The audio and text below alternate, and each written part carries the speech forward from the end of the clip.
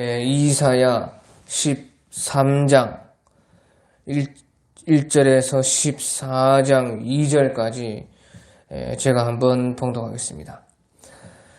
이사야 13장 1절 아모스의 아들 이사야가 바벨론에 대하여 받은 경고라. 너희는 민둥산 위에 기치를 세우고 소리를 높여 그들을 부르라. 부르며 손을 흔들어 그들을 존귀한 자의 문에 들어가게 하라. 내가 거룩하게 구별한 자들에게 명령하고 나의 위엄을 기뻐하는 용사들을 불러 나의 노여움을 전하게 하였느니라. 산에서 무리의 소리가 나며 많은 백성의 소리 같으니 그 열국 민족이 함께 모여 드는 소리라. 만군의 여호와께서 싸움을 위하여 군대를 거멸하심이로다. 무리가 먼 나라에서 하늘 끝에서 왔으며 곧 여호와와 그의 진노의 병기라. 온 땅을 멸하려 함이로라. 너희는 애곡할지어다. 여호와의 날이 가까웠으니 전능자에게서 멸망이 임할 것임이로다. 그러므로 모든 손에 힘이 풀리고 각 사람의 마음이 녹을 것이라. 그들이 놀라며 괴로움과 슬픔에 사로잡혀 해산에 임박한 여자같이 고통하며 서로 보고 놀라며 얼굴이 불꽃 같으리로다. 보라, 여호와의 날 곧 지한없이 분냄과 맹렬히 노하는 날이 이르러 땅을 황폐하게 하며 그 중에서 죄인들을 멸하리니 하늘의 별들과 별무리가 그 빛을 내지 아니하며 해가 돋아도 어두우며 달이 그 빛을 비추지 아니할 것이로다. 내가 세상의 악과 악인을 벌하며 악과 악인의 죄를 벌하며 교만한 자의 오만을 끌으며 강포한 자의 거만을 낮출 것이며 내가 사람을 순금보다 희소하게 하며 인생을 오빌의 금보다 귀하게 하리로다. 그러므로 나 만군의 여호와가 분하여 맹렬히 노하는 날에 하늘을 진동시키며 땅을 흔들어 그 자리에서 떠나게 하리니 그들이 쫓긴 노루나 모으는 자 없는 양같이 각기 자기 동족에게로 돌아가며 각기 본향으로 도망할 것이나 만나는 자마다 창에 찔리겠고 잡히는 자마다 칼에 엎드러지겠고 그들의 어린 아이들은 그들의 목전에서 메어 침을 당하겠고 그들의 집은 노략을 당하겠고 그들의 아내는 욕을 당하리라. 보라, 은을 돌아보지 아니하며 금을 기뻐하지 아니하는 메대 사람을 내가 충동하여 그들을 치게 하리니 메대 사람이 활로 청년을 쏘아 죽이며 태의 열매를 긍휼히 여기지 아니하며 아이를 애석하게 보지 아니하리라. 열국의 영광이요 갈대아 사람의 자랑하는 놀이개가 된 바벨론이 하나님께 멸망당한 소돔과 고모라 같이 되리니 그곳에 거주할 자가 없겠고 거처할 사람이 대대에 없을 것이며 아라비아 사람도 거기에 장막을 치지 아니하며 목자들도 그곳에 그들의 양떼를 쉬게 하지 아니할 것이요 오직 들짐승들이 거기에 엎드리고 부르짖는 짐승이 그들의 가옥에 가득하며 타조가 거기에 깃들이며 들량이 거기에 뜰 것이요 그의 궁성에는 승냥이가 부르짖을 것이요 화려하던 궁전에는 들깨가 올 것이라. 그의 때가 가까우며 그의 날이 오래지 아니하리라. 여호와께서 야곱을 긍휼히 여기시며 이스라엘을 다시 택하여 그들의 땅에 두시리니 나그네 된 자가 야곱 족속과 연합하여 그들에게 예속될 것이며 민족들이 그들을 데리고 그들의 본토에 돌아오리니 이스라엘 족속이 여호와의 땅에서 그들을 얻어 노비로 삼겠고 전에 자기를 사로잡던 자들을 사로잡고 자기를 압제하던 자들을 주관하리라. 아멘. 오늘 이 이사야 13장 14장에서는 특별히 이제 바벨론의 멸망에 대해서 나오고 있습니다. 그런데 이제 중요한 것은 13장부터 27장까지 또 내용상으로 이제 이어지고 있습니다. 그런데 이제 13장에서 27장까지 이어질 때에 주로 이제 열국의 심판에 대해서 수많은 나라들을 모든 나라들을 하나님께서 다 심판하실 것이다. 그렇게 주로 내용이 그러하고요. 또 이제 이사야 선지자께서는 항상 심판을 말씀하시고 나서는 또 구원과 회복을 말씀을 합니다. 그래서요 13장에서 24장까지는 이제 열국의 심판에 대해서 말씀을 하지만요 25장에서 27장 그러니까 25, 26, 27장은 또 구원과 회복을 말씀을 하고 있습니다.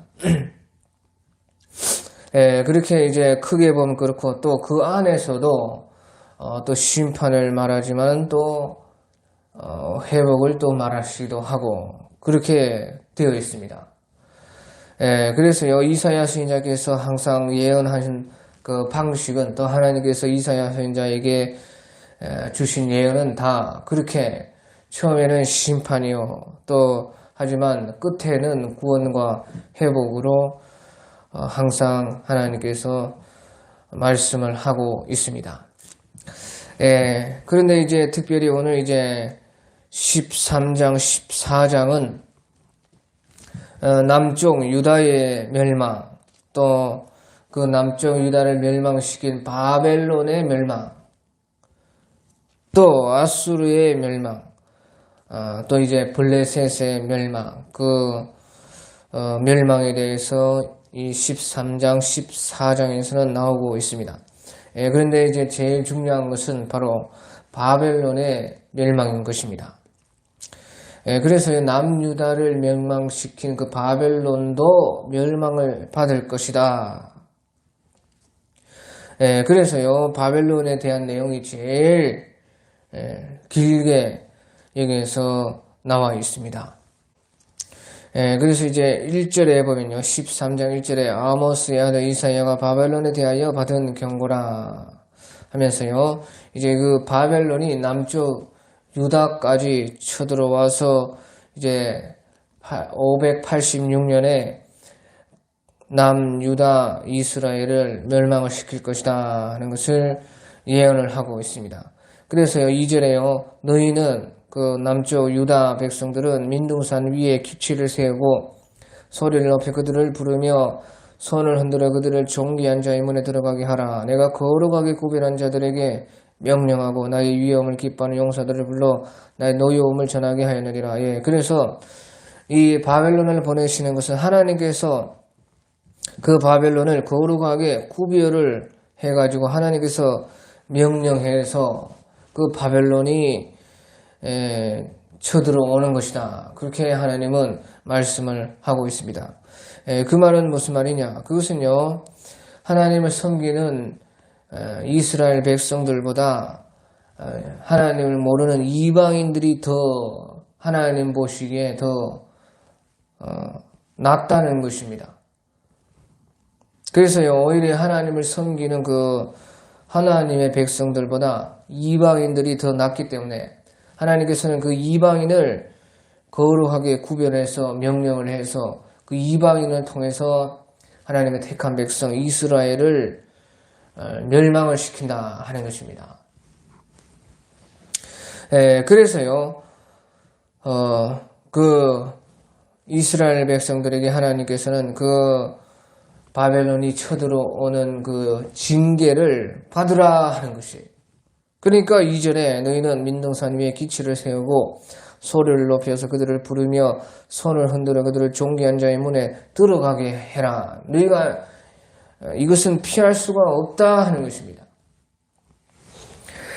그래서요, 주님의 징계는 결코 피할 수가 없으니까 오직 그 주님의 징계가 올 때에 그 유일하게 할 수 있는 것은 그 징계를 받아야 된다는 것입니다. 징계를 받는 것뿐이다 하는 것입니다. 그래서요, 너희가 이제 민둥산 위에 기치를 세우고 소리를 높여 그들을 부르며 손을 흔들어 그들을 존귀한 자의 문에 들어가게 해라. 그래, 받으라는 것이. 징계를 받아야 된다는 것이. 자, 그래서 이것이 중요한데요. 하나님께서 우리를 징계하실 때는요, 우리는요, 그 징계를 받는 것이 최고의, 거기에서 우리가 할 수 있는 것입니다. 그 말은 무슨 말입니까? 하나님께서 징계하실 때는 우리가 진실하고 그 죄에 대해서 또 인정하고 그대로 징계를 받아야 된다는 거예요. 그 징계를 하나님의 징계가 올 때는 징계를 받는 것이 최상책이고 거기에서 우리가 진실하게 하나님께 징계를 받고 인정을 하면은 거기에 하나님의 은혜가 있는 것입니다. 그 징계를 절대 하나님의 징계를 피할 수 없습니다. 그 징계를 피할 수가 없지만은 거기에서 하나님께 우리가 진실하게 나가고 그 죄를 자기 죄를 인정을 하고 징계가 오면은 받으면은 하나님께서는 거기에 또한 긍휼을 두신다 하는 것이지요. 그리고요 이제 6절에 보면 너희는 애곡할지어다 여호와의 날이 가까웠으니 전능자에게 멸망이 임할 것이미로다. 그러므로 모든 손이 풀리고 힘이 풀리고 각 사람의 마음이 녹을 것이라. 그들이 놀라며 괴로움과 슬픔에 사로잡혀 해산에 임박한 여자같이 고통하며 서로 보고 놀라며 얼굴이 불꽃 같으리로다. 그래서 여기서 이제 바벨론을 통해서 이스라엘 백성을 멸망시키는 것을 통해서 또한 이제 이것은 이제 1차 예루살렘 멸망인 것입니다. 하지만 그 마지막 3차 예루살렘 멸망까지 하나님께서는 다 여기서 같이 이중으로 예언을 하고 있는 것을 우리가 내용상으로 알 수가 있습니다. 그래서요 이 말은 무슨 말이냐? 그 날은 대환란의 날이라는 것입니다. 대환란.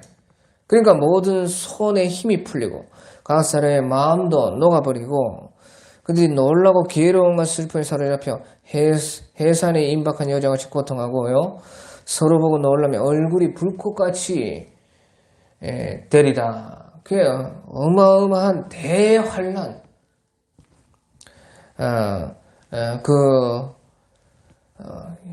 하나님의 날은 바로 그와 같은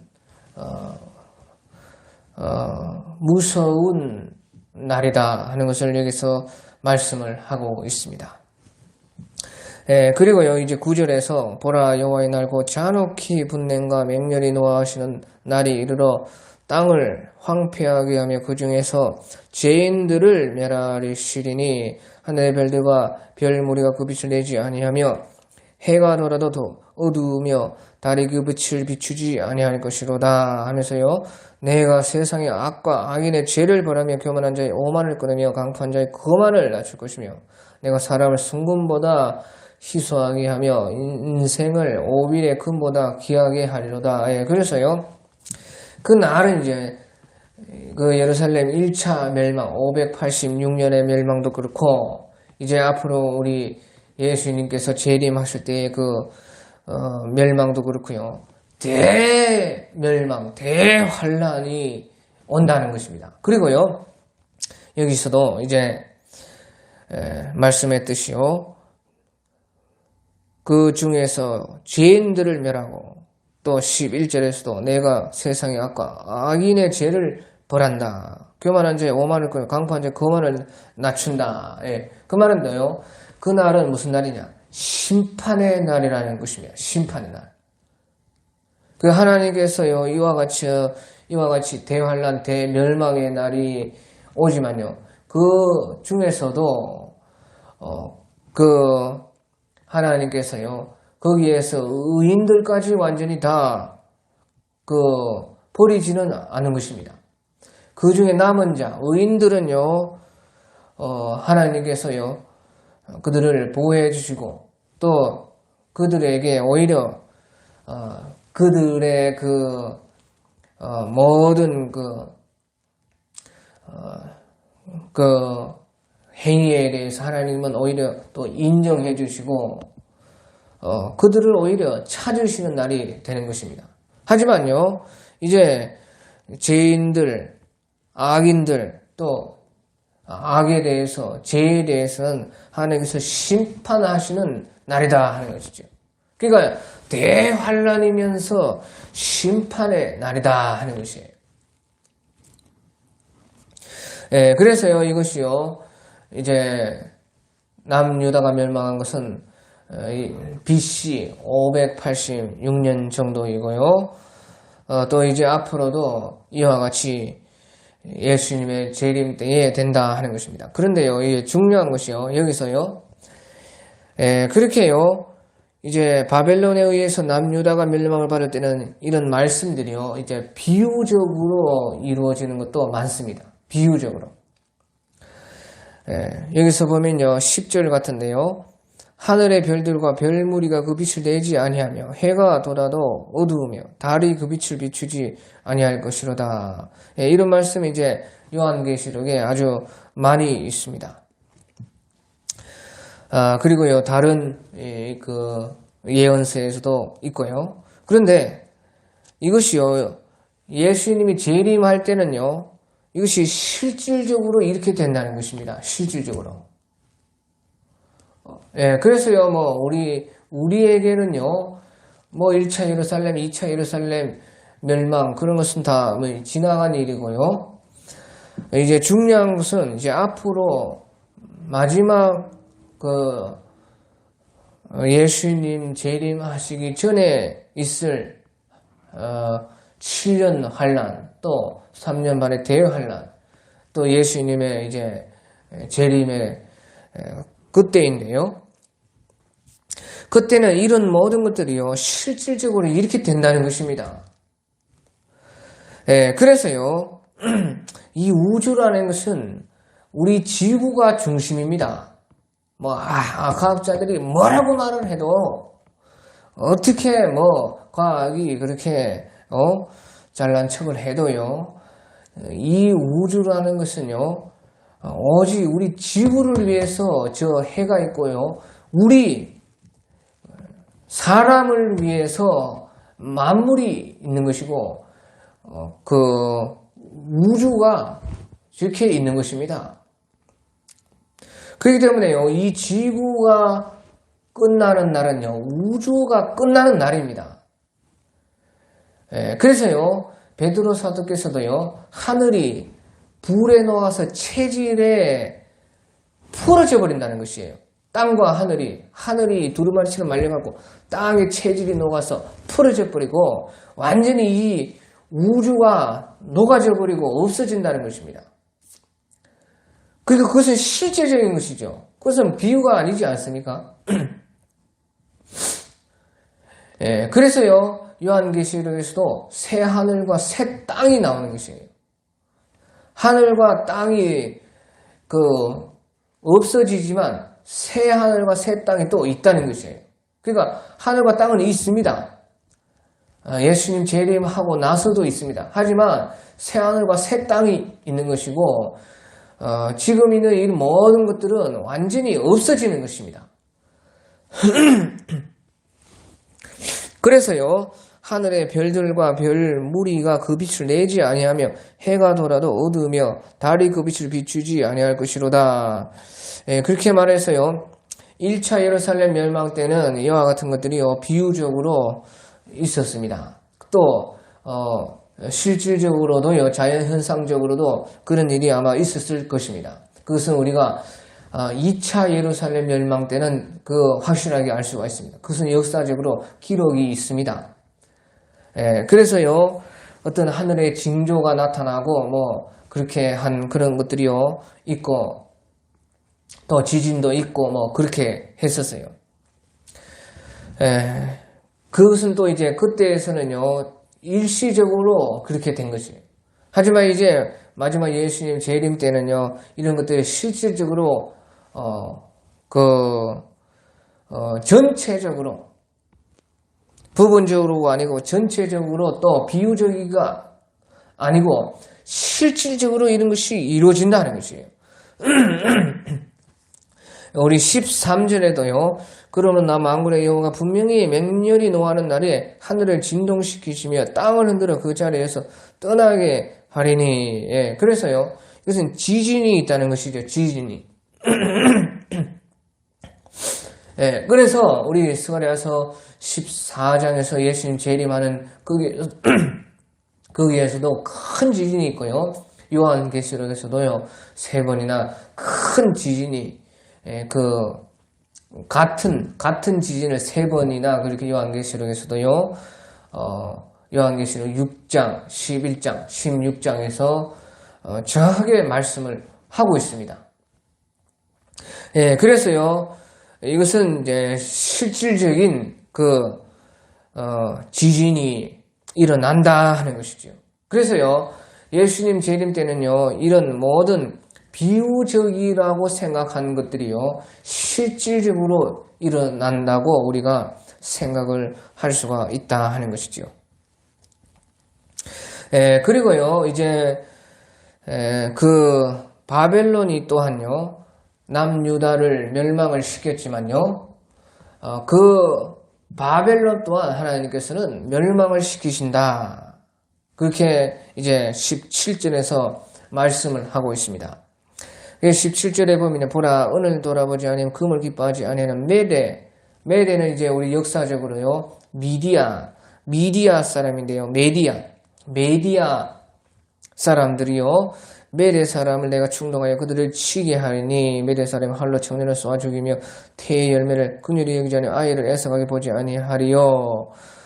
또 열국의 영광이 갈대아 사람의 자랑하는 놀이기가는 바벨론이 하나님께 멸망당한 소돔과 고모라 같이 되리니. 그래서 이 메디아 파사는 이제 페르시아, 다 우리 역사에 나오는 메디아와 페르시아 사람들이요, 이제 바벨론을 멸망을 시킬 것이다. 그것을 여기에서 말씀을 하고 있습니다.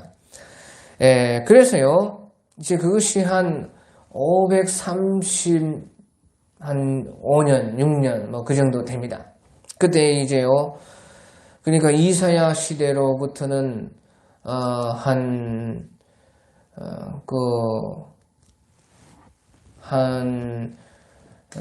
200년 정도 뒤에죠. 이제 200년. 그러니까 200년 정도 뒤에요. 이제 이 바벨론이요, 메데 페르시아, 다니엘서에 예언한 것처럼 메데 페르시아 제국이 일어나가지고 이제 이 바벨론을요, 멸망을 시켜버리는 것이에요.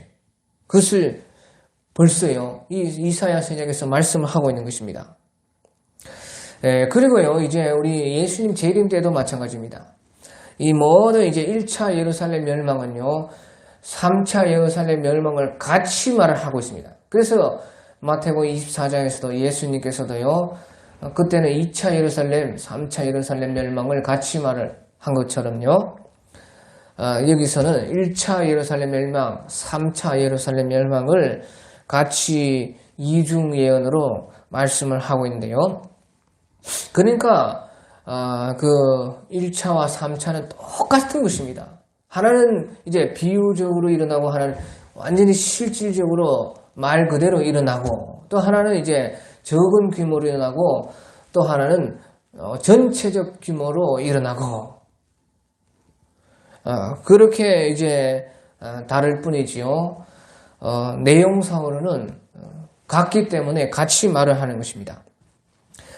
그래서요, 이제 우리 예수님 재림할 때도 마지막 때도요, 바벨론이 나옵니다. 그것이 이제 요한계시록의 음녀라. 우리가 요한계시록 17장에 보면요, 음녀가 나오는데 그 음녀가 곧 바벨론이라, 큰 성이라, 그렇게 말씀을 하고 있지 않습니까? 그런데요, 여기서 이제 1차 예루살렘 멸망 때요, 바벨론에 의해서 멸망을 받고 나서 바벨론이 이제 메데 페르시아 제국에 의해서 멸망을 받는데요, 예수님 재림 때도 똑같습니다. 음녀 바벨론이 있는데요, 음녀 바벨론이요, 예수님 재림하기 직전에, 아마 이제 한 몇 개월 전에 적그리스도와 열불의 나라들에 의해서 완전히 멸망을 받습니다. 그래서요, 적그리스도에게 세상 모든 나라가 돌아가게 될 것이다. 그것을 우리 계시록 17장 16절, 17절에서 말씀을 하고 있습니다. 예, 그래서요, 1차 그 예루살렘 멸망 시기 때에 바벨론이 메데 페르시아 제국에 의해서 멸망을 받은 것처럼 그 3차 예루살렘 멸망의 시기 때도요, 바로 그 음녀 바벨론이 적그리스도와 적그리스도를 따르는 나라들에 의해서 완전히 이 멸망을 받는 것입니다. 그것이 요한계시록 17장 16절 17절에 보면은요, 네가 본 바 이 열불과 이 짐승 음녀를 미워하여 망하게 하고, 음녀는 이제 바벨론이고요. 그것이 이제 17장 5절에 보면 그의 이마에 이름이 기록되었으니 비밀이라 큰 바벨론이라 땅의 음녀들 가정들의 음이라. 예. 지금 우리 그 음녀가 큰 바벨론이 어느 나라인지 우리 다 알지 않습니까? 예. 거기에서부터요, 모든 온갖 이 과학기술과 문명과 또 온갖 더러운 것과 모든 그 악한 것들이 다 나오고 있지 않습니까? 그건 다 그 음녀, 우리가 다 아는 음녀, 그 바벨론이요, 그 음녀인데요, 네가 본 바 이 열불과 짐승 그 음녀를 미워하여 망하게 벌겋게 하고 그 살을 먹고 불사르리라, 불로 아주 사르리라. 이는 하나님이 자기 뜻대로 할 마음을 그들에게 줘서 한 뜻을 이루게 하시고 그들의 나라를 그 짐승에게, 이 짐승은 이제 적그리스도 짐승에게 주게 하시되 하나님의 말씀이 응하기까지 하십니다. 그러니까 하나님의 말씀이 응하지 않았을 때, 그러니까 예수님 재림이 있기 전에 바벨론이 멸망을 당합니다. 이것을 알아야 돼요. 이거 아주 중요합니다. 요한계시록 해석하는 데 있어서요, 바벨론이 언제 멸망을 하느냐, 바벨론이요, 예수님 재림할 때에 멸망받는 거 아닙니다. 예수님 재림할 때 큰 지진이 있고 큰 지진에 의해서 멸망받은 바벨론이 완전히 무너지는 것은 그때 무너지지만요, 멸망받는 것은 그 전에 멸망을 받습니다. 바로 적그리스도와 적그리스도의 그 열불의 나라들에 의해서 멸망을 받아요. 그것이 하나님의 뜻이라는 것이에요. 그래서요, 모든 이 세상 나라들을 그 짐승에게 주게 하셨다. 그것이 하나님의 예정 안에 있다는 것이에요. 그래서 하나님의 말씀이 응하기까지, 그러니까 하나님의 말씀이 응하려면 적그리스도에게 모든 이 세계가 적그리스도의 손에 들어가야 됩니다. 그래서 우리가 요한계시록을 다 살펴봐서요, 자세하게 따져보면요, 그것이요, 이제 그 음녀 바벨론이 멸망을 받는 것이요, 그 마지막 3년 반 대환란 그 안에 있습니다. 그러니까요, 최고로 그 예수님 재림하시기 전 최고의 길게 봐도요, 3년 전입니다. 3년 전입니다. 근데요, 그 3년 반 안에, 3년 반 대환란 안에 바벨론이 활동을 했어요. 무수한 그 순교자가 나오거든요. 그래서요, 이제 적게 보면은요, 짧게 보면은 최소한 이제 그 5번째 대접 심판 전에는 이 그 음녀 바벨론, 그 바벨론이요, 적그리스도에 의해서 멸망을 받는 것이에요. 왜? 7 대접 심판 중에서요, 5번째 대접은 바로 짐승의 보좌에 진노가 쏟아집니다. 그러니까 짐승의 보좌라는 짐승이 이 전 세계를 장악을 했다는 것이죠. 그러니까 여기서 요한계시록 17장 16절 17절에서요, 그 적그리스도에게 열국이 다 돌아가서 이제 적그리스도가 세상의 그 보좌를 차지하고 있는 것입니다. 그런데요, 5번째 대접 때에, 5번째 대접 심판에서요, 그 대접의 진노가 짐승의 보좌에 쏟아진다. 그러니까 그 전이죠. 그런데요, 우리가 7 대접의 심판이라는 것은 요한계시록 전체를 따져봤을 때요, 7 대접 심판이라는 것은요, 마지막 3년 반 대환란에서도 한때, 두때, 반때 중에서도요, 반때에 해당하는 그때의 7 대접이 쏟아지는 것입니다.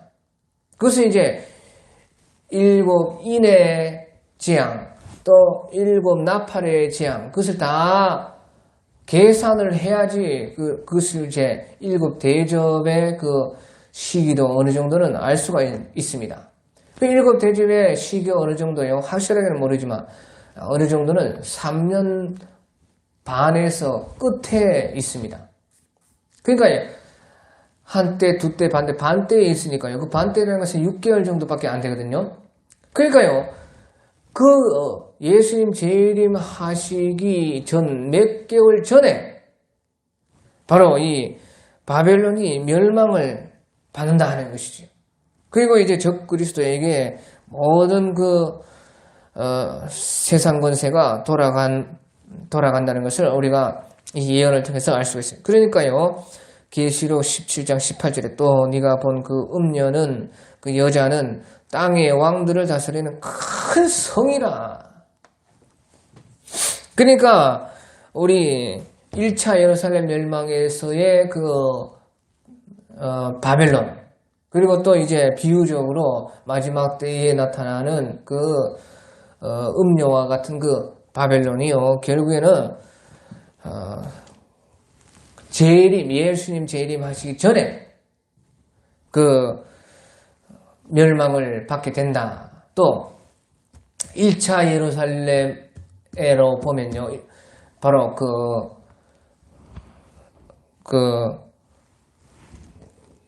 이스라엘 백성들이요, 그 바벨론에 의해서 멸망을 받지만 그 바벨론 또한 이제 메데 페르시아 제국이 일어나서 멸망을 받고, 그래서요 이스라엘이 그 구원과 회복으로 포로 귀환으로 올 것을 말씀을 하고 있다 하는 것이에요. 그래서요 이제 오늘 13장 19절에 열국의 영광이요 갈대아 사람이 자랑하는 놀이기가 된 바벨론이 하나님께 멸망당한 소돔과 고모라같이 되리니, 그렇게 말씀을 한 것입니다. 그리고 나서요 이제 이스라엘 백성들은요, 북이스라엘과 남유다 같은 다 이스라엘 백성들이 이제 포로 귀환으로 돌아와서 회복과 구원이 있을 것이다. 그것을 이제 14장 1절 2절에서 말씀을 하고 있습니다. 그래서 여호와께서 야곱을 긍휼히 여기시며 이스라엘 다시 택하여 그들의 땅에 두시리니 나그네 된 자가 야곱의 족속과 연합하여 그들에게 예속될 것이며 민족들이 그들을 데리고 그들의 본토에 돌아오려니 이스라엘 족속이 여호와의 땅에서 그들을 얻어 노비로 삼겠고 전에 자기를 사로잡던 자들 사로잡고 자기를 압제하던 자들을 주관하리라. 그렇게 말을 한 것이에요. 그러니까 이스라엘의 회복과 구원을 여기서도 짧게나마 이렇게 말씀을 하고 있다 하는 것이에요. 자, 그런데 여기서 이제 중요한 것이요, 이 이스라엘 백성들이요 회복과 구원으로 온다는 것은 또 3차 예루살렘 멸망의 시기, 그 예수님의 재림 때도 마찬가지거든요. 예수님의 재림으로 인해서 이제 이스라엘 남은 자들이 다 구원을 받습니다. 근데 여기서 중요한 것은요, 그때 이제 이방인들도 남은 자가 있다 하는 것이에요. 그들도 이방인들 백성 중에서 남은 자들도요 구원을 받는다는 것이에요. 그 남은 자라는 것은 그냥 살아남았다는 그런 뜻이 아니고요, 거기에서 대환란 때에도 또 이 모든 세상이요 완전히 심판받을 수밖에 없는 죄인들로 가득 차는 그런 때에도 믿음을 지키고 의를 쫓으려고 하고 하나님의 공의와 또 하나님의 이 말씀이 실행되기를 소망하고 그 힘을 썼던 그런 사람들이 남은 자들이죠. 그런 사람들은요 남은 자가 되는데, 이방인들 가운데서도 그런 사람들이 있다는 것이에요. 그러고 보면요, 어쩌면요 세상의 중심의 국가가 세상 중심 국가라고 할 수 있는 바벨론이요. 이스라엘을 멸망시키고 포로로 잡아가가지고요. 어떻게 보면요. 그 하나님이 택한 이스라엘 백성들이요. 열국의 하나님을요. 알리는 계기가 됩니다. 놀라운 것입니다. 우리가요. 예루살렘 2차 멸망 때에 AD 70년대 예루살렘 멸망이 되어가지고요. 거기에 모든 그 유대인들이요. 다 흩어지지 않았습니까? 전 세계로. 그러면서요. 그 유대인들을 통해서요. 하나님이요. 이방 세계에 다 알려졌습니다. 그 말은 무슨 말이에요? 그렇게 해서 이방인들 속에서도요. 하나님을 아는 백성들이 생겨난다는 것이죠. 그래서요. 그 이방인들 중에서도요. 남은 자가 있다는 것이에요. 그 사람들은요.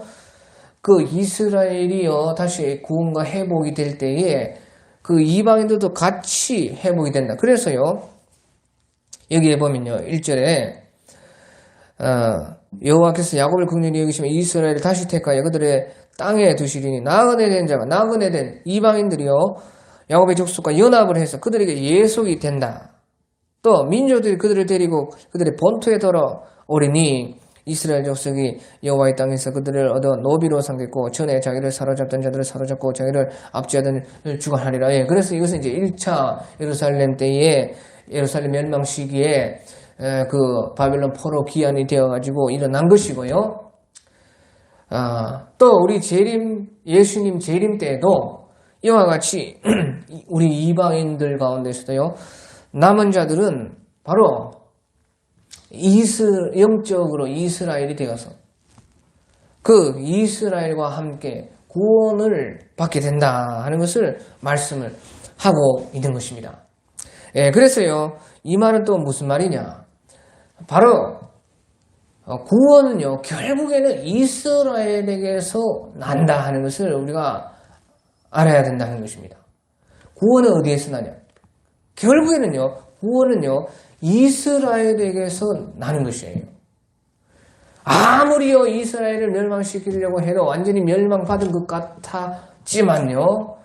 이스라엘은 구원과 회복으로 다시 돌아오는 것입니다. 그런 것처럼요. 하나님께서는요. 구원을요. 이스라엘에게 뒀고 이스라엘이 그 구원받을 때에 또 이방인들도 같이 거기에 연합되어서 예속되어서 지금 이제 예수님 재림 때로 말하면요. 영적인 이스라엘이 되어서 믿음으로 이스라엘에게 접붙임이 되어서 이방인들이 구원을 받는다 하는 것이에요. 예, 그래서요. 그 구원은 이스라엘에게서 난다. 이것을 우리는 확실하게 알아야 됩니다. 그러면 구원이 이스라엘에게서 난다. 예수님께서도 요한복음에서 구원은 이스라엘에게서 남이라. 너희들은 아지 못한 것을 예배하고 우리는 아는 것을 예배하노니.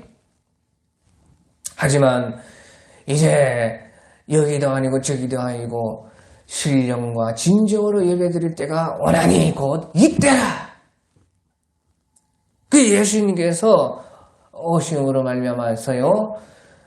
여기도 아니고 저기도 아니고 신령과 진정으로 이방인들도 예루살렘에 가지 않아도 이방인들도 영적으로 이스라엘이 되어서 그 어디든지 영적 예루살렘을 만들어가지고 교회를 세워서 그 예배할 수가 있다. 그런 때가 이때다. 예수님께서 만들었다는 것입니다. 그것을. 그런데도 예수님도요. 구원은 이스라엘에게서 난다는 것입니다. 유대인에게서 난다는 것이에요. 그 말은 무슨 말이냐? 그 말은요. 이제 구원은 이스라엘에게 있다. 그 말은 이스라엘을 구원하시는 그 하나님께 있다는 그런 뜻입니다. 이스라엘을 구원하시는 그 하나님, 그러니까 그분께 있다 그 말이죠. 그래서요, 그러면요, 이스라엘의 하나님 도대체 어떤 하나님인가?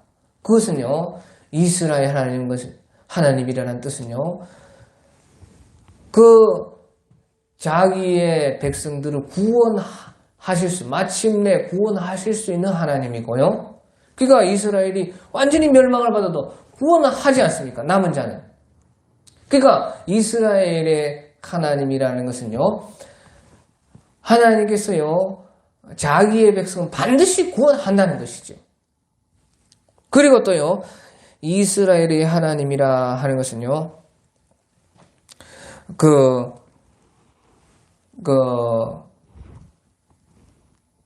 자기의 백성들을 구원하는 또 하나님이라. 그러니까, 구원은 오직요, 하나님께만 이스라엘의 그 하나님, 그 말은 이스라엘을 통해서 어떤 하나님이신 것을 하나님께서 보여주지 않았습니까? 그 하나님께 구원이 있다는 것이고요. 또 구원을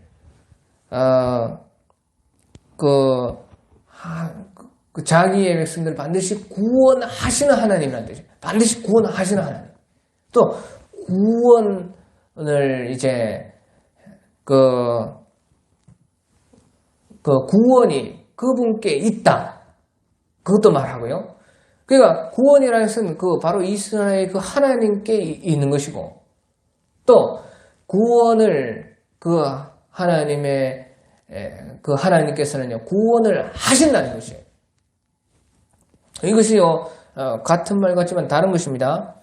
구원을 하시고, 구원을 하실 수가 또 있다는 것이죠. 이스라엘의 하나님에게서 구원이 난다. 그 말이에요. 그래서요, 그 하나님은, 어떻게 해서까지 구원하시느냐. 바로 자기의 아들을 주시기까지 구원을 하신다 하는 것이죠. 그러니까요, 바로 이스라엘의 하나님이라는 것은 결론적으로는요, 바로 예수님을 주신 하나님이라 그 말인 것이에요. 예수님. 그러니까 예수님이 이름이 뭐예요? 구원이지 않습니까? 구원을 주시는 분이 바로 이스라엘의 하나님이고, 그 구원을 주시는 분이요, 자기를 믿는 자들은 반드시 구원을 또 한다는 것입니다. 그래서요, 바로 구원은 이스라엘에게서 난다 하는 것입니다. 그러니까요, 이제 이스라엘의 하나님, 바로 예수 그리스도를 주신 분, 예수 그리스도까지 우리에게 주셔서 우리를 구원하시는 그 하나님이라 하는 그런 뜻이죠. 그러니까 우리가요, 예수 그리스도를 주시는 하나님이라 하는 이 말 속에 모든 것이 사실은 들어있지 않습니까? 예수 그리스도를 주신 하나님, 곧 이스라엘의 하나님이지요. 그러니까요, 구원은 거기에서 온다는 것이에요. 예, 그리고요, 이제요, 14장에서는요, 그 바벨론의 멸망이 아주 길게 나와 있는데요, 특별히요, 그 바벨론에 대해서요, 하나님께서요, 바벨론 멸망하는 것에 대해서 노래를 지어가지고 애곡을 하는 것이요, 이제 4절에서 20절까지나 나오고 있습니다. 그래서요, 우리 3절에 보면요, 여호와께서 너를 슬픔과 공고와 네가 수고하는 고역에서 놓으시고 안식을 주시는 날에 너는 바벨론 왕에 대하여 이 노래를 지어 이르기를 하면서요, 이제 4절부터 20절까지요, 바벨론의 멸망에 대한 애곡의 그 하나님이요, 그 이방 나라 바벨론이지만요, 그 이방 나라 바벨론을 또 멸망시킬 수밖에 없는 그런 그 하나님의 그 애곡, 거기에 대한 애가를 이제 지어가지고요, 이사야 선지자에게 하나님께서 예언을 하라고 말씀을 하신 것입니다. 예, 그런데요, 이제 여기서 이제 중요한 것이 있습니다. 그것이 이제 이사야서 14장 12절에서 이제 14절까지요. 아주 이것은 이제 아주 중요한 말씀이기 때문에 우리가 살펴보지 않을 수가 없습니다. 12절에 보면 너 아침에 아들 계명성이 어찌하여 그리 하늘에서 떨어졌는고 너 열국을 엎은 자여 어찌하여 땅에 찍혔는고 네가 네 마음에 이르기를 내가 하늘에 올라 하나님의 무별 위에 내 자리를 높이리라 내가 북지폐의 산 위에 앉으리라 가장 높은 구름 위에 올라가서 지극히 높은 이와 같아지리라 하는도다. 예, 그렇게 여기서 말씀을 하고 있습니다. 이 말은요, 이제 너 아침의 아들 계명성이요. 예, 그 말은 이제 바벨론이요. 바벨론이 그렇게 하나님 앞에 높아지려고 해서 이 바벨론이 이제 멸망을 받는다. 그 뜻인 것이에요. 그래서 어찌하여 하늘에 떨어졌으며 너 열국을 엎은 자여 어찌하여 땅에 찍혔는고. 예, 그렇게 말을 하고 있는 것입니다. 그래서 이것은요, 이제 바벨론이요, 이와 같이 된다는 것인데요. 이것을요, 이제 여기서요, 아침의 아들 계명성이라 그래가지고 이 바벨론을 비유적으로 이렇게 말씀한 것인데요. 이것을 이제 이 타락한 천사가 바로 이제 마귀가 된 것이 바로 이 말씀이다. 그렇게 이제 사람들이 해석을 하는 것입니다. 예, 그래서 이제 이 이사야 14장 12절에서 14절에 이 말씀이요. 아주 중요한 구절이 되었습니다. 바로 타락한 천사가 마귀가 되었다고 하는 그런 성경 구절에서요. 이 해석으로 나온 말씀이 아주 중요하게 된 것입니다. 자, 그런데요, 이것은요, 이제 바벨론이 이렇게 된다는 것이고요. 여기에서 이제 계명성이라는 것은 새벽별을 말합니다. 새벽별. 히브리 말로는 헬렐이라 해서요, 빛나는 별, 새벽별. 그러니까 이제 우리 한자 말로 계명성이라 그렇게 말을 했는데요. 이것을요, 왜 그러면 그렇게 되었느냐? 왜 어디에서부터요? 이것이 곧 이제 루시퍼라 그렇게 해가지고 이것이 타락한 천사다. 왜 타락한 천사가 이제 이 하늘에서 쫓겨나가지고 마귀가 되었다. 그것이 이름이 또 루시퍼라. 아셔요. 뭐 해석에 해석을 더해가지고요. 그렇게 큰 문제가 이제 여기에서 나온 것입니다. 그 계명성이 새벽별인데요. 이것이 이제 루시퍼라 하는 것입니다. 그런데요, 그 루시퍼가 도대체 어디에서 나왔느냐 보니까요. 그것은요, 이제 히브리 말을 라틴어로 번역을 하면서 루시퍼라는 말이 나온 것입니다. 그 루시퍼라는 것은요, 라틴어로요, 루치페르, 그렇게 이제 발음을 하는데요. 루치페르라는 것은요, 빛을 운반하는 자다. 그러니까, 새벽별이라는 것이에요. 아주 빛을 아주 반짝이는 것이다. 그런 뜻인 것입니다. 루치페르라. 그래서요, 이것이 영어 발음으로 하면 이제 루시퍼가 됩니다. 루시퍼. 그런데요, 그 라틴어 루치페르를요, 이제 그 계명성인데요, 새별이라, 새벽별이라, 빛나는 별이라, 그런 뜻입니다. 그냥. 그래서 비유적으로 바벨론을 가리켜서 그렇게 한 것인데요. 근데 라틴어가 이제 영어로 오면서, 특별히 킹 제임스 버전에서요, 영어로 오면서요, 그 라틴어의 그 말을, 그러면요, 그 루치페르라는 것을 해석을 해가지고 영어로, 영어로 새벽별이나 샛별이나 빛나는 별이나 그렇게 블레이징 스타 이렇게 하든지요. 그렇게 해야 되는데 그 라틴어를 영어로 옮기면서 그냥 그대로 루시퍼라 이렇게 한 것입니다. 루치페르를 갖다가요 이제 영어로 발음하면 이제 루시퍼라 그렇게 됩니다. 그래 그대로 그냥 아침의 아들 루시퍼여 그렇게 한 것이에요. 예, 그렇게 해서 이제 루시퍼라는 말이 생겼는데요. 거기에다가 이제 여기서 보면요, 그 별이 어찌하여 하늘에서 떨어졌는고 하니까 이제 여기에서요 루시퍼가 떨어졌다 이제 이렇게 되는 것입니다. 계속 해석을 더하는 것입니다. 그래가지고요 그것을 이제 그 외경에서 그걸 이제 천사가 타락을 해가지고 그 하늘에서 떨어져가지고 이제 마귀가 되었다. 그런 그 외경과 이제 그것을 합치면서요. 그것이 곧 이제 그 마귀가 되었는데 마귀가 이제 이름이 루시퍼고 거기서 이제 더 나아갔어요. 성경에서 이제 특히 외경 같은 데 보면요.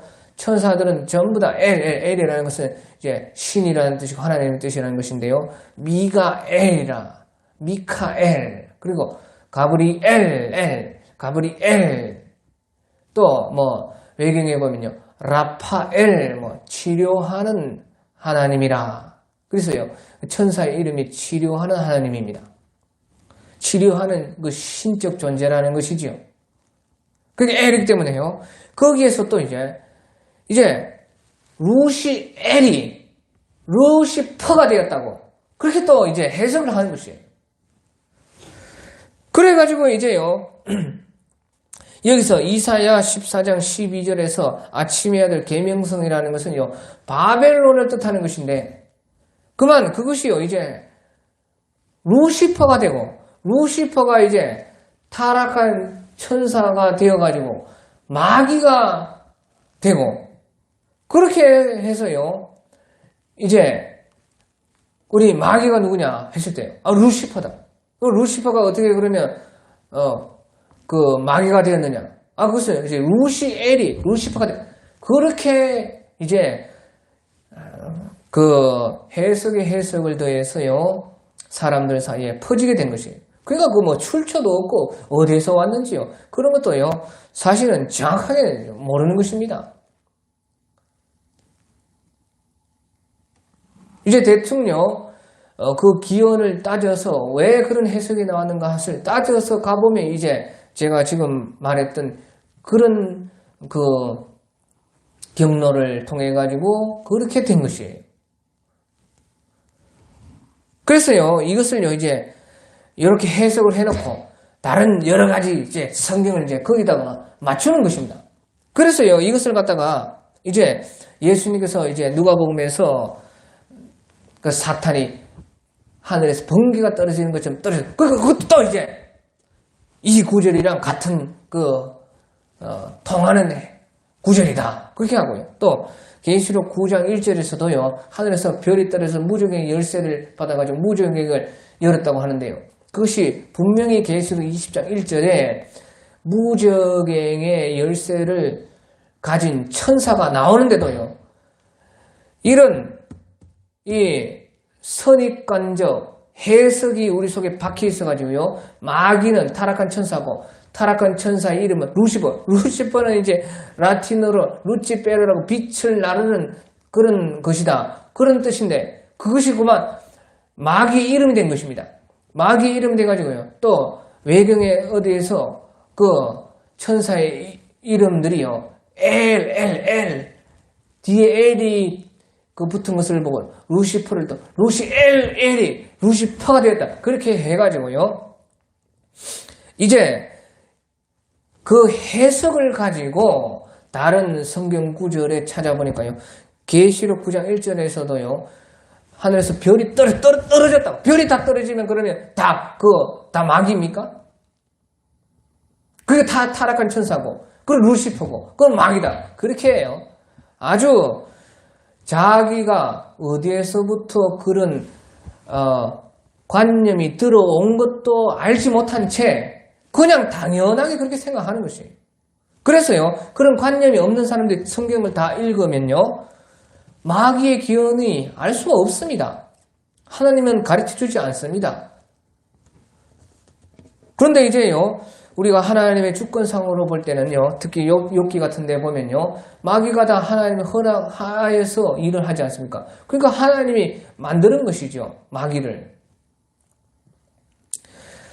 네, 그런데요, 그 자세한 그 마귀가 된 그 경로는 잘 나오지 않습니다. 근데 이제 참고적으로 외경을 봐가지고, 천사가 타락을 해서, 마귀가 된 것이다. 그런 것은 이제 우리가 어느 정도, 참고할 수가 있습니다. 그런데요, 그 마귀의 이름이 루시퍼고, 루시퍼가 곧 타락한 천사고, 루시퍼가 원래는 루시엘이고, 루시엘이 루시파가 되었다. 그런 것은요, 사람이 만든 해석에 의해서 나오는 것이에요. 그러니까 우리가요, 외경에 의해서 참고할 수 있는 것도 타락한 천사가 마귀가 되었다. 그 정도밖에 알 수가 없는 것입니다. 무엇은 이제 그것이 루시퍼고, 루시엘이고, 그런 것은 다 사람들이요, 없는 것을 해석을 통해서 그럴듯하게 만들어낸 것에 불과합니다. 또 특별히요, 이제 이 이사야서 14장 12절의 그 말씀이요, 영어로, 라틴어까지는 괜찮습니다. 루치페르라고 해서요, 라틴어를 아는 사람들은, 빛을 내는 것이다. 아니면 빛을 나르는 어떤 것이다. 새벽별이다. 그러니까 우리 성경에도 계명성이다. 그렇게 했지 무슨 루시퍼라고 했습니까?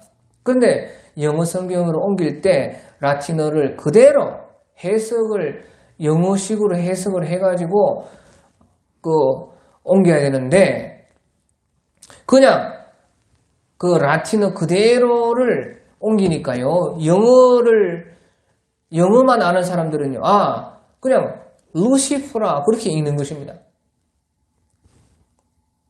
그래가지고 이것을요, 마귀라고 여기면서 그 마귀가 타락한 천사다. 그러면 마귀 이름이 루시퍼다. 그 루시퍼는 그러면 본래는 루시엘이었다. 그렇게 전부 다요, 사람이 해석을 하는 것이에요. 그러니까요, 그렇게 생각을 해도 생각할 수가 있습니다. 그런데 왜 그런 것이 우리에게 들어왔는가? 그것은 알아야 될 거 아니에요? 그래서요, 그런 관념 때문에 다른 여러 가지 구절도요, 그렇게 끼워 맞춰가지고 해석을 하는 것입니다. 그래서요, 계시록 특별히 9장 1절 같은 것도, 하늘에서 별이 떨어졌는데 무적의 열쇠를 받았더라. 그래, 별이 떨어졌다고 하니까 여기서도 보시죠. 이사야서에 그 새벽별 계명성이 하늘에서 어찌하여 떨어졌으며 너희 얼굴 엎은 자여 어찌하여 땅에 찍혔는고, 그렇게 말을 해서요, 이 구절과 이제 연결을 시켜가지고요, 그것이 이제 타락한 천사다, 루시퍼다, 그렇게 말을 하는 것이에요. 그런데요, 이 이사야서 14장 12절의 말씀은 사탄을 말하는 것이 아니고, 바벨론이 이렇게 하나님에까지 높아지려는 그런 교만한 나라였는데 멸망을 받는다, 그 뜻인 것입니다. 물론 이제 뒤에 배우는 이제 사탄이 일을 할 수는 있겠지요. 그렇기 때문에요, 우리가요, 그런 것을 잘 알아야지만 다른 성경 구절은 다른 성경 구절을 해석할 때에 문제가 안 되는 것이죠. 그래서요, 요한계시록 9장 1절에 그 말씀도요, 요한계시록 20장 1절에 보면요, 무적행의 열쇠를 받은 그 천사가 나오는 것입니다. 그런데 이런 자기 어디에서부터 이런 관념들이 나와가지고 자기의 머릿속에 들어온 것인지도 생각하지 않는 사람은요. 그것도 계시록 20장 1절의 그 천사도 타락한 천사라는데 무슨 타락한 천사가 성경에 어디에 나와요? 타락한 천사라는 말이 외경에서 나오는 것이지 우리 성경에서는 그런 말이 없습니다. 천사는 다 천사고 마귀는 원래부터 마귀고 뱀이고 사탄이고 대적자고 영이고 그렇게 나오는 것입니다. 그래서요 그것을요 우리가 타락한 천사다 또 루시퍼다 또 별이 떨어지면 다 마귀다 그렇게 우리가 생각을 하면 안 된다는 것입니다. 그렇게 생각을 할 수가 없습니다.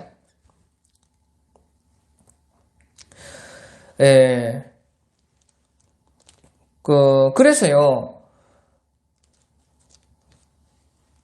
마귀의 기원에 대해서는요 우리 66권의 성경에 대해서는 그냥 처음부터가 벌써 용이요 뱀이요 마귀요 사탄이요 대적자요 고발자요 파괴자요 그렇게 우리가 우리 성경 66권의 관념은 그러하다 하는 것을 알고 그런 것도 참고해야 된다 하는 것이죠.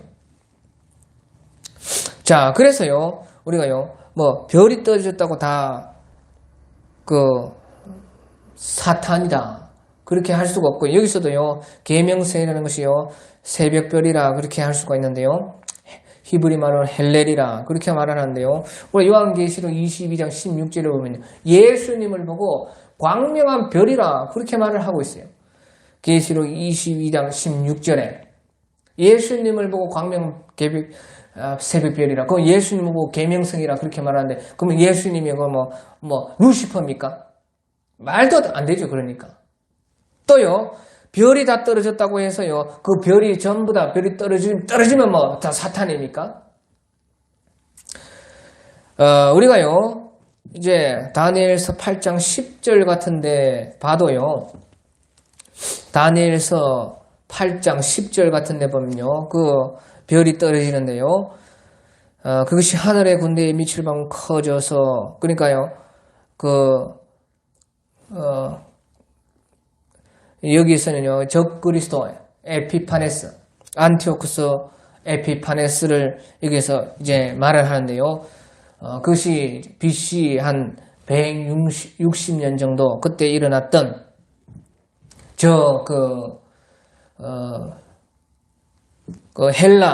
헬라에서 나온 안티오쿠스 에피파네스 적그리스도에 대해서 말을 하면서요 그것이 하늘 군대에 미칠 만큼 커져서 아주 교만했다는 것이 하나님을 대적할 만큼요 영적으로. 그런데 그 군대와 별들 중에 몇을 땅에 떨어뜨리고 그것들을 짓밟고 그래서요 바로 이것은요 그 적그리스도의 세력 안티오쿠스 에피파네스가 바로 이스라엘 백성 유대인들을요 그 군대를 또 그 별들 중에 몇을 땅에 떨어뜨리고 그것들을 짓밟는다 하는 것이에요. 그 이스라엘 백성들을 짓밟는다는 것이죠. 그것을요 8장 다니엘서 8장 24절에 그대로 해석을 하고 있습니다. 성경이요 성경 안에서 해석을 하고 있어요. 그래서요 그 별들 중에 몇을 땅에 떨어뜨리고 그것들을 짓밟고 한 그 해석이요 8장 24절에 해석하기를 그 권세가 강할 것이나 자기 힘으로 말미암은 것이 아니며 그 안티오쿠스 에피파네스 적그리스도가 힘이 강한데 자기의 힘으로 한 것이 아니라 뒤에 사탄이 있다는 거예요. 사탄이 있는데요. 그가 장차 놀랍게 파괴 행위를 하고 자의로 행하여 형통하며 강한 자들과 거룩한 백성을 멸하리라. 그렇게 해석을 하고 있는 것입니다. 그래서요. 8장 10절에서 별들 중에 몇이 땅에 떨어졌다는 것은 그 이스라엘 백성들 중에요, 강한 자들과, 그러니까 믿음이 견고하고 용맹하고 그런 사람들, 또 거룩한 백성을 멸하리라. 그러니까요, 그 적 그리스도가 하늘의 별을 떨어뜨린 것이 이스라엘 백성들의 거룩하고 믿음이 굳센 그 사람들을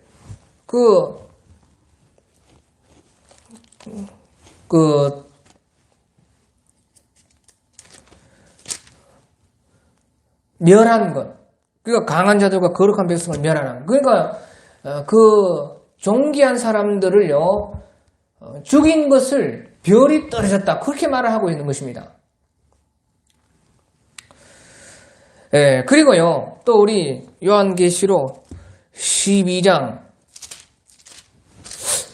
그 3절 같은데 봐도요, 그 우리가 보면요, 12장 3절 4절에 하늘에 또 다른 이적 이번에 보라 한 큰 붉은 용이, 이거는 이제 사탄이지요.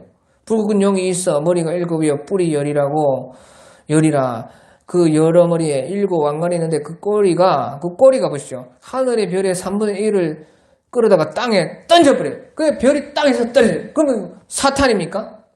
아니, 사탄이 하늘의 별의 그 3분의 1을 끌어다가 땅에 던진다고 말이에요. 그런데 뭐 별이 떨어졌다고 그것도 또 사탄입니까? 사탄은 한 마리밖에 없는데요. 사탄, 마귀, 옛뱀, 영은 오직 그 하나인 것입니다. 하나. 사실은 우리가 그 마귀들이라 귀신들이라 그렇게 우리가 일반적으로는 사용하지만요, 실질적으로는요, 모든 그 귀신들은 악령들이고요, 마귀, 사탄은 원래는 다 1인칭, 다 단수로 나옵니다. 단수. 대적자. 마귀는 하나입니다. 이제 그 마귀의 그 쫄개들이요, 전부 이제 악령들이고 귀신들이고, 그것들은 이제 복수로 나오기도 해요. 그래서요, 여기서요, 만약에요, 별이 떨어지는 것이 다 마귀라고 생각하면요, 그럼 마귀를 하늘에서 3분의 1을 끌어다가 떨어뜨립니까? 여기에서 요한계시록 12장 3절 4절에서 말씀하시는 것은요, 사탄이 하나님의 거룩한 백성들을 죽인다는 것입니다. 순교자가 나온다는 것이죠. 그러니까 뒤에 그 순교자들의 죽음의 곧 이긴 것이 되어서 결국에는 마귀가요, 공중권세 잡은 마귀가 하늘에서 쫓겨났다는 것이에요. 그래서 계시록 12장 9절에서 큰 용이 내 쫓기니 옛뱀 곧 마귀라고도 하고, 전부 단수입니다. 마귀는 사탄이라고도 하며 온천을 깨는 자, 그가 땅으로 내 쫓기니 그의 사자들은 이제 귀신들이죠. 악령들. 그의 사자들도 그와 함께 내 쫓겠다 하는 것이죠. 그래서 여기 계시록 12장 9절에서 그의 사자들이 내어 쫓긴 것과 12장 4절에서요, 하늘의 3분의 1을 끌어다가 땅에 던진 것은요, 다른 것이지요. 다른 거. 그래서 그 별의 3분의 1을 땅에 끌어다 던지면서 용이 해산하는 그 여자 앞에서 그가 해산하면 그 아이를 삼키고자 했다는 것이에요. 바로 그 이스라엘. 그 이스라엘의 그 거룩하고 강하고 믿음 있는 사람들을 순교하도록 했고, 또 나머지 이스라엘 이제 지금 해산하려는 그 이스라엘. 그러면 예수님이 재림하려고 재림 예수님께서 이스라엘에 오지 않습니까? 그 이스라엘을 마치 이스라엘이요, 임신한 여자와 같이 지금 재림 예수님을 낳으려고 하는, 그러니까 예수님이 곧 재림을 하려고 할 때에 그 이스라엘의 그 큰 박해가 마귀 사탄으로부터 온다 하는 그것을 말을 하고 있지 않습니까? 그러니까요, 우리가요, 별이 떨어졌다고 해서 다 그 사탄이 아니고요. 또 별이라고 했어요. 여기서 계명성도 성경에서 비유적으로 사탄을 말할 때도 있고, 예수님을 계시록 22장 16절에서 광명한 별이라, 새벽 별이라 예수님을 말을 하고 있습니다. 예수님. 그러니까 그것은요, 비유적인 것은 해석이 성경에 따라서, 구절에 따라서 앞뒤 전후의 문맥과 말씀하신 예언의 내용에 따라서 달라지는 것입니다. 예, 그래서요, 여기에서도요, 이사야 14장 12절의 이 말씀에서도요, 아침의 아들 계명성이라 할 때는 이것은 이제 바벨론을 말을 하고요. 그런데요, 자, 여기서 이제 중요한 게요, 그렇다고 꼭 여기서요, 아침의 아들 계명성이요, 사탄이라고 해석을 할 수 없는 것은 또 아닙니다. 이것을 잘 알아야 돼. 그러니까 이것이 무슨 타락한 천사다, 루시퍼다, 그렇게 하는 것은요, 사람이 만든 해석이고 외경에서 나오는 것이고요. 제가 말하는 것은 이 성경 66권 안에서 이 계명성이라는 비유적인 존재가 1차적으로는 바벨론이지만 영적으로는 바벨론 뒤에서 일하는 사탄이라, 마귀라고 그렇게는 할 수가 있다는 것이에요. 예, 그래서요, 우리가 계시록 12장 9절에서도 본 것처럼요, 예수님께서 재림하시기 전 3년 반에 하늘에서 옛뱀, 마귀, 사탄, 용이라고 하는 대적자가 쫓겨 나가지고요. 이 땅에서는요, 그때 어떻게 됩니까? 하늘에서는요, 마귀가 그의 사자들과 함께 쫓겨났습니다. 그래서 땅에 있는 자들은 화가 있도다, 그렇게 말했죠. 땅과 바다는 화가 있도다, 그렇게 말을 하고 있지 않습니까? 계시록 12장에서. 그래서요, 이제 그것은 이제 영적으로 그렇다는 것입니다. 영적으로 하늘에서 마귀와 마귀의 사자들이 다 쫓겨났는데요. 그러면 땅에서 무슨 일이 생기느냐 그 말이죠. 영적으로 마귀가 하늘에서 쫓겨났다는 것인데요. 그럼 땅에서는요, 마귀가요, 어떤 모습으로 나타나느냐? 그것은요, 대환란 시대에 적그리스도의 모습으로 나타나는 것이죠. 그 적그리스도는 우리 눈에 실질적으로 보이는 것이죠. 영적 존재가 아니지요. 마귀는 영적 존재고, 그 마귀가 이 땅에 실질적으로 대환란의 그때에 예수님 재림 3년 전에 나타날 때는 적그리스도의 모습으로 나타나는 것입니다. 그래서요, 보시죠. 여기에서요, 우리가 요한계시록 13장, 17장에 보면요, 유대인과 관련된 적그리스도가요, 7이 있습니다.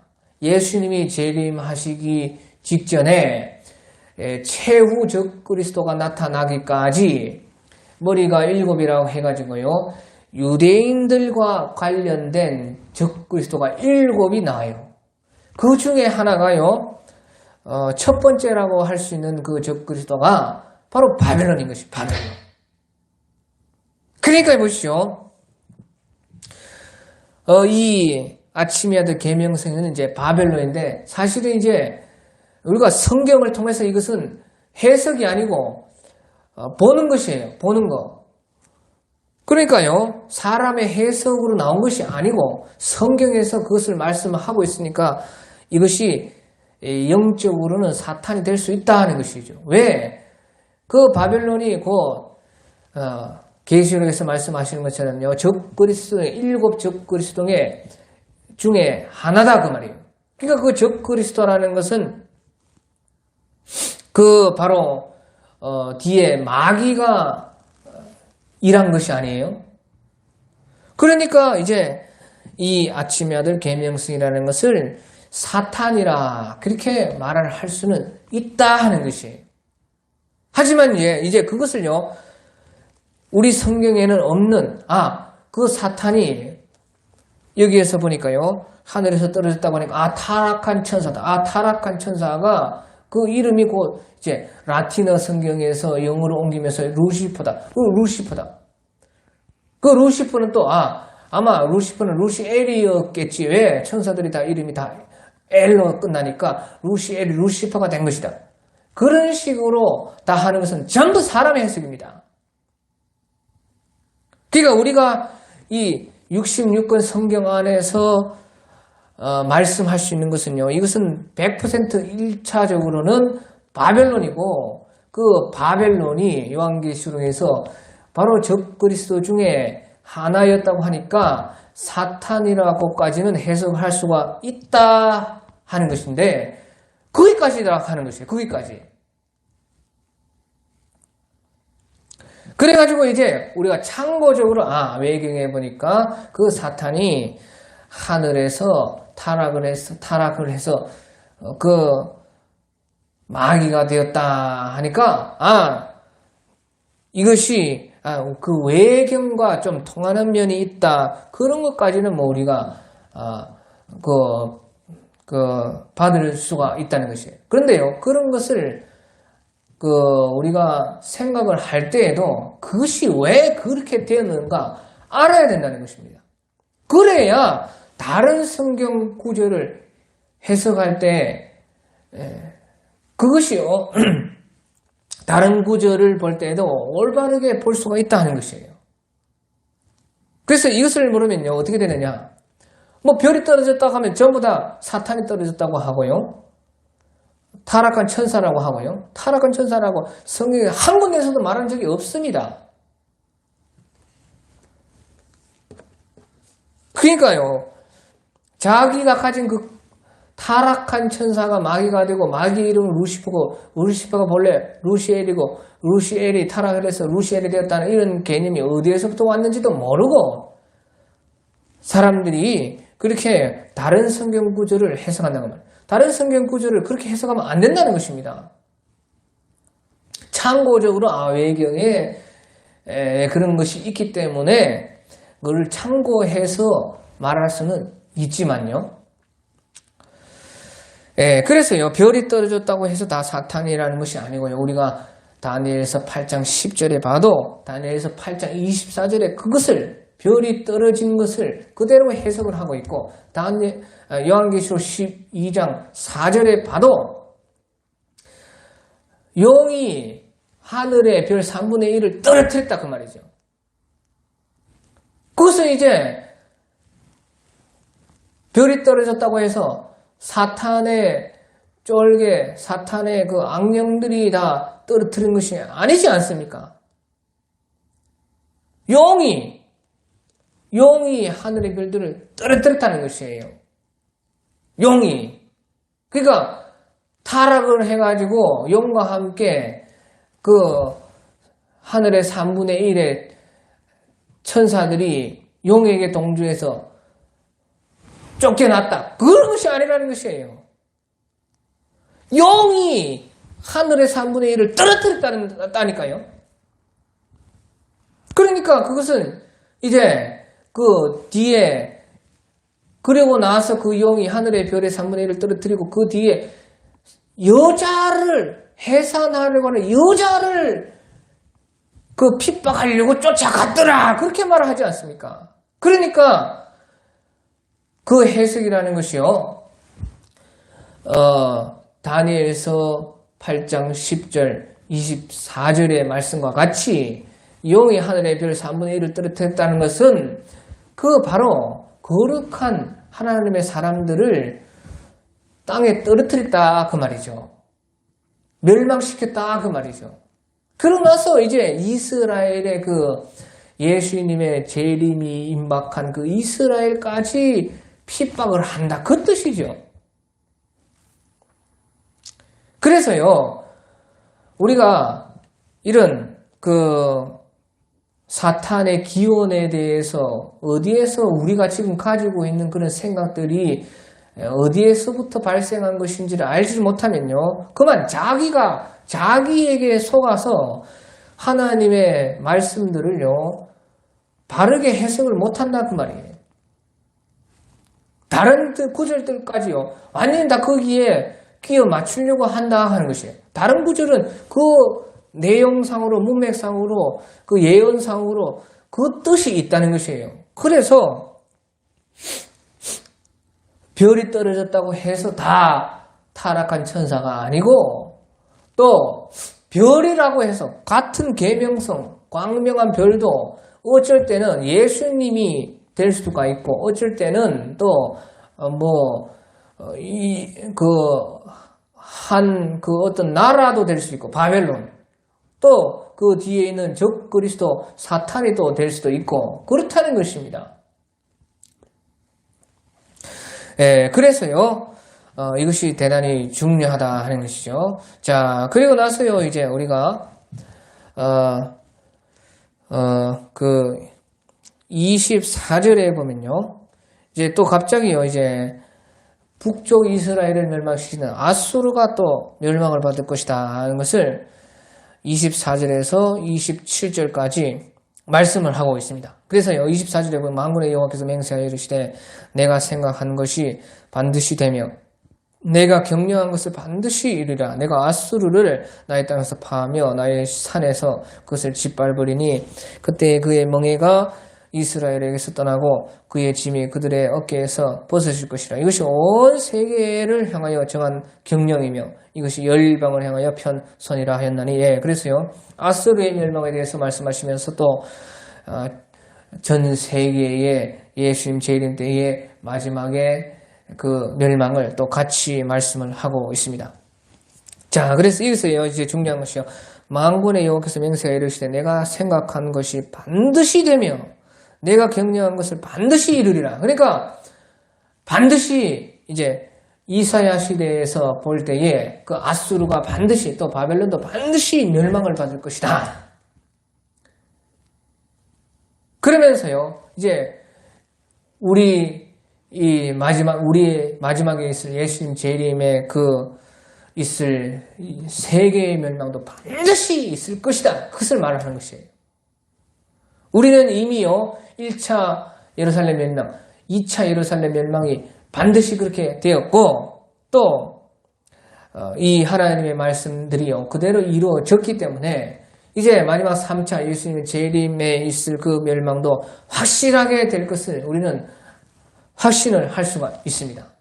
자, 그런데요, 여기에서요, 하나님께서 친히 내가 생각한 것이 반드시 되고 내가 경영한 것을 반드시 이루리라, 그렇게 또 말씀을 하신 것은요, 이것은요, 바로 그것이 늦어질 수가 있다는 것입니다. 사람 생각한 것처럼 그렇게 속히 되는 것은 아니고 늦어질 수 있기 때문에 이것을 말을 하는 것이에요.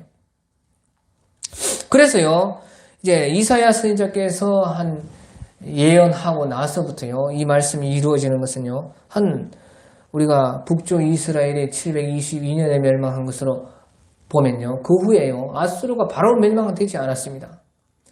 한 110년 정도 지나가지고 아수르가 멸망을 받아요. 그 바로 이제 바벨론에게 멸망을 받습니다. 그것이요, 612년입니다. 그러니까 722년에서요, 612년까지 110년을 더 있어야지 아수르가 멸망을 해요. 그러니까요, 이제 그것이요, 사람 생각으로는 이제 늦어질 수가 있다는 거죠. 사람이 볼 때에. 그래서 내가 생각한 것이 반드시 되며 내가 경영한 것을 반드시 이루리라, 그렇게 말씀을 한 것이에요. 그래서요, 이제 우리 마지막 예수님의 재림도 마찬가지입니다. 우리가 생각한 것처럼요, 그렇게 빨리 되지는 않을 수 있지만요. 반드시 그렇게 된다는 것이에요. 늦어질 수는 있지만 반드시 그 하나님의 말씀은 이루어진다 하는 것이죠.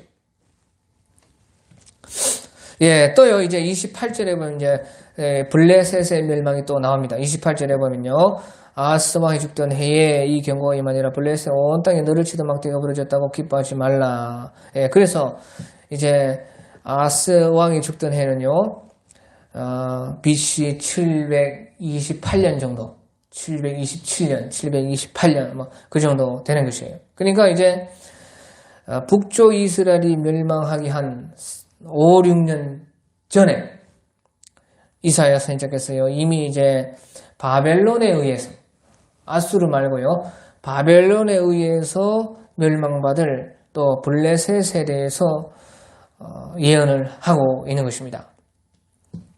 예, 그래서 이제 블레셋이요, 그 바벨론에 의해서 완전히 멸망을 받는 것입니다. 예, 그러고 나서 이제 중요한 것이 이제 마지막 32절에요. 그 나라 사신들에게 어떻게 대답하겠느냐. 여호와께서 시온을 세우셨으니 그의 백성의 공고한 자들이 그 안에서 피난하리라 할 것이니라. 예, 그래서 여기서 보면요. 블레셋 사람들 가운데서도요. 여호와를 찾는 사람들은요. 구원을 받을 수 있다. 그것을 말씀을 하고 있는 것입니다. 그러니까요. 블레셋에도 남은 자가 있다는 것이죠. 그러니까 그 나라 사신들에게 어떻게 대답하겠느냐. 여호와께서 시온을 세우셨으니 그의 백성의 공고한 자들이 그 안에서 피난하리라 할 것이니라. 예, 그래서요. 이스라엘 백성은요. 하나님께서 도와주셔가지고요. 남은 자가 있습니다. 이스라엘에서. 그것을 왜? 그러면 바벨론이 멸망을 받는 것을 예언하면서 그것을 또 말하는. 그와 같이 그 바벨론 사람들이라도 그 이스라엘 백성들이 하나님의 보호를 받아서 피난을 받고 남은 자가 구원을 받는 것처럼 블레셋 사람들도 바로 그 이스라엘에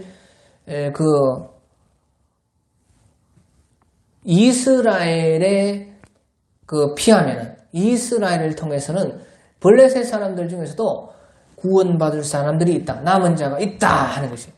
그래서 결국에는요. 이제 그 블레셋은요. 이스라엘과 바벨론이 블레셋을 멸망시킬 때까지요. 이스라엘과는요. 블레셋이 원수의 나라였습니다. 그러니까 우리가 저 일본이나 우리나 중국이나 우리나라와 같은 그런 관계였습니다. 하지만요. 결국에는요. 근데 구원은 이스라엘에게서 나온다. 그것을 말씀을 하고 있는 것이에요. 블레셋 사람들 중에서도 남은 자가 있고 구원받을 자가 있는데요. 그 구원은 자기들에 의해서 되는 것이 아니고 이스라엘의 하나님으로부터 구원이 나온다는 말이에요. 그 이스라엘에서 구원이 나와서 남은 자가 또 구원을 받을 수가 있다. 그것을 말씀해 주는 것이에요. 그 구원은 이스라엘에게 있다. 그 말은 무슨 말입니까? 바로 이스라엘을 구원하신 그 하나님으로부터 말미암아 구원이 있다는 것이에요. 그 이스라엘의 하나님.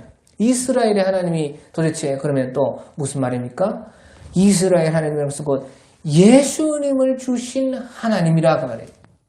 그러니까 그 말은 구원은 하나님께만 있고 구원은 하나님이 주시는 것인데 그를 끝까지 믿고 그를 바라보고 그 이스라엘의 하나님 예수님을 주신 그 주님을 믿으면은 하나님께서는요 그 이스라엘에서도 남은 자를 구원했듯이요 하나님을 믿고 따르는 자는 반드시 구원한다는 것이에요.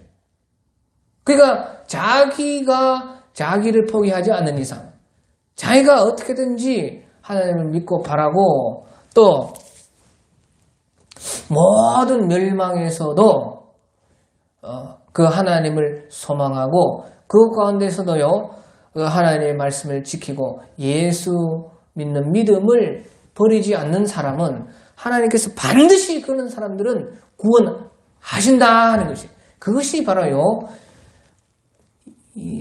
구원은 이스라엘에게서 남이라 바로 그 뜻인 것이에요. 그래서요, 블레셋과 같은 그런 이스라엘의 원수의 나라라 할지라도 하나님을 바랬다면은 그 구원을 이스라엘 가운데서도 블레셋 사람들이 구원이 이스라엘에게서 나와서 그 블레셋 사람들도 비록 이스라엘과 원수의 나라였지만 그 사람들도 구원을 받는다는 거예요. 그것이 이스라엘의 하나님입니다. 그것이 바로요, 예수님을 주시기까지 구원하시는 하나님이다. 그것이 곧 이제 구원은 이스라엘에게서 남이라, 유대인에게서 구원이 남이라 하는 그 뜻이다 그 말이죠. 그래서 우리도 그 구원을 받을 수가 있는 것입니다. 예, 오늘 여기까지 하겠습니다.